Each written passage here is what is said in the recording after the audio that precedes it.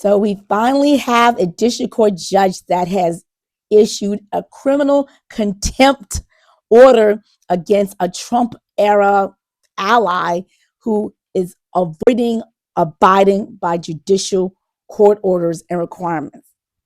In this case, District Court Judge Donald Middlebrooks told Carolyn Wren, who is a Republican strategist and Republican fundraiser, who was one of the organizers of the January 6th insurrection, that if she failed to give the 6 police officers that are suing Donald Trump the documents that they had subpoenaed for her to turn in, that she was facing $2,000 per day in a fine.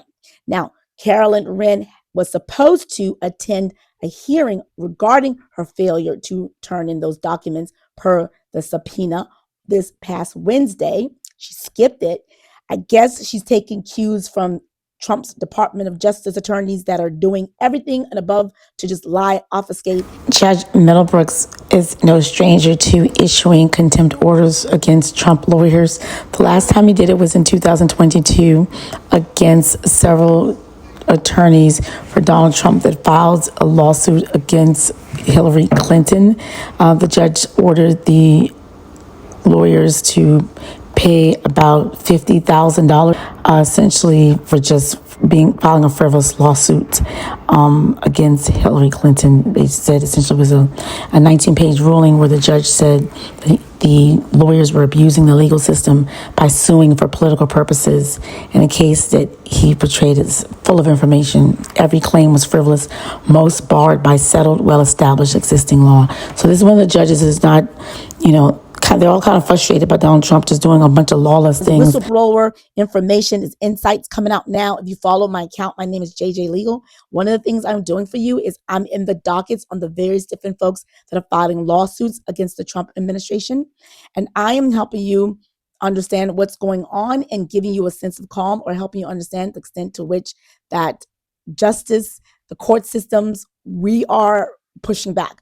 And the judges do not take kindly to the Trump administration, Department of Justice, even the Supreme Court, essentially trying to bully and push judges and punish them and threaten them for doing their jobs, threatening to disarm them, sending pieces to their house, all of these threats and bullies and things like that. The judges the lower court judges are not deterred, and they are pushing back the day after. Now, what happened is, how do we know this? Is because the lawyers for the 6 police officers that are suing Donald Trump had to do an update to the court to the extent that they now have the documents the day after they were requested in their notice to the court, letting the court know that Carolyn Wren has turned in the documents that they requested.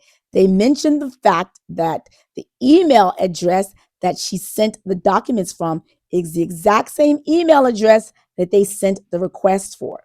Now, they did that on purpose to say that we were indeed sending it to the correct address in case she ever tries to make the excuse that she didn't get it or they sent it to the wrong address, that they're saying there is a trail there. It's the exact same address. Now, what does this mean for the other district court judges in these cases? Now, Carolyn Wren is not an attorney.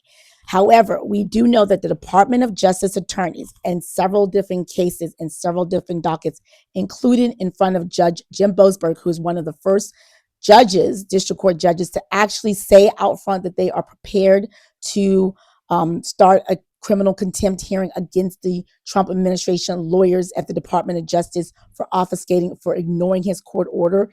You know that this case regarding the Alien Enemies Act and Donald Trump's execution of it on March 14th as part of executive order, which was the basis for which the Trump administration tried to avoid a Judge Boasberg's direct order telling them to not send anyone to CCOT or any other foreign prisons or foreign locations until he gets a chance to read the complaints filed by the ACLU on behalf of some of the men that were threatened to be sent off, and some of them that were actually on their way there or sent off altogether.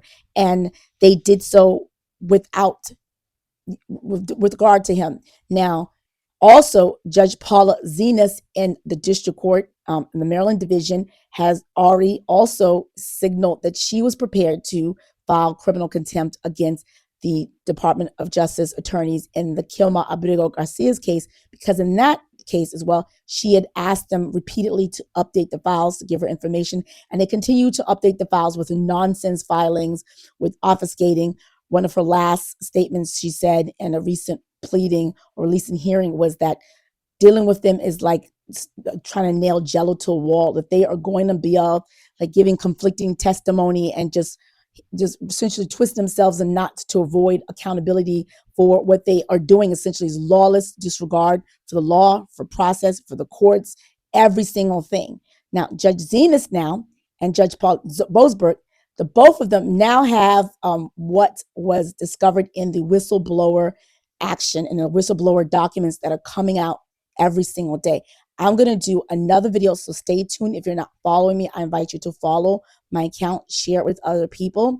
I'm going to do a little blow by blow on 4 or 5 key things that we learned about Donald Trump's Department of Justice, Department of Homeland Security's Department Secretary of State, Department of State's actions on March 15th that led to 238 men who or Venezuelan descent who were accused of being gang members, despite the fact that we know now a lot of the people were not indeed gang members, and Donald Trump administration had assigned them gang affiliation based on things like an Autism Speaks tattoo, a Real Madrid tattoo, based on very little evidence. And a lot of the people, I think there's 60 Minutes did a report, and the Trump administration in their own filings say that about 80 to 90% of the people who they had captured were not on the criminal docket. You know, they did not have criminal records. Their only offense was the civil offense of perhaps coming to the United States without authorization.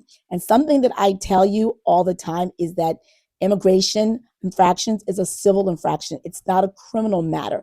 If you come to the United States unauthorized before you file your asylum application, or even while you're filing your asylum application, or you come to the United States on a visa, and you come on the visa, and then after your visa expires and you're supposed to go home because your visit is over, because your business here is over, you decide to stay, you're now quote unquote undocumented. You now are here without paperwork authorization. If you are discovered, the solution is you go through the immigration courts, and they may decide if you have another basis for staying here, you can stay. Otherwise, they tell you to self-deport and leave. Or if you cannot leave, or you do not leave, and you stubborn, they may detain you and then eventually deport you back to your country. At no point are you sent to a prison, a criminal prison, a place where people have criminal offenses, if have found liable of criminal offenses or go. You're not supposed to do that. I'm going to share that video of the different things that we learned about with the whistleblower. Essentially, he was an attorney. He was the acting deputy of immigration division of the Department of Justice, Erez Runevi. And one of the things he said in his whistleblower lawsuit was the extent to which there was just lawless, and there was a deliberate order from Emile Bouvet, who's trying to be a lifetime court judge. I pray to God, my reporting, all of you guys, call up your senators, call up your House representatives, and let them know this man should not be a judge, especially considering he was telling his attorneys at Department of Justice who supervised to F the judges. Like, how do you want to be part of a fraternity and sorority of men and women in the judiciary when you, while leading other lawyers, were essentially telling them to screw and talking about them in such horrible words? He does not deserve to be close to any judicial anything. So that's a case for another day. Nonetheless, that is what we have here. We have a lawless regime. And now, because of the whistleblower, Judge Paula Xinis, and the district court judge in Maryland, and Judge Jim Boasberg, district court in DC, now have lots of evidence that indeed there was a deliberate contempt. There was deliberate obfuscation. There was a deliberate disregard for the court orders, and they now are in the position to move forward. Judge Jim Boasberg, for example, already indicated that he's not going to rely on Pam Bondi, who's under a lot of fire right now, to do the judges, because he has other means and other mechanisms for getting the job done. One of them is to assign a special prosecutor that's not inside the Department of Justice, so it's outside their reach. Now, if these attorneys, now seeing what happened with Caroline Wren, fines, jail time, I think it's time now. Now we already set the standard, and we see how they flinch. She's not an attorney, but that should set the standard. it should be a snowball effect. We should see more and more of these, especially now that evidence is coming out, the extent to which the Trump administration was indeed, and their Department of Justice were indeed going around and avoiding purposefully court orders. And the signs are already there. The arguments are crooked. The left hand doesn't know what the right hand is doing. They're arguing things on the record, and the Trump administration is saying something else. So stay tuned. JJ Legal, each one teach one. Get my Know Your Rights card, my case tracker, and follow this account. And if you watch this on YouTube or anywhere else, I have playlists around here so you can keep the learning going until we see again in the next video.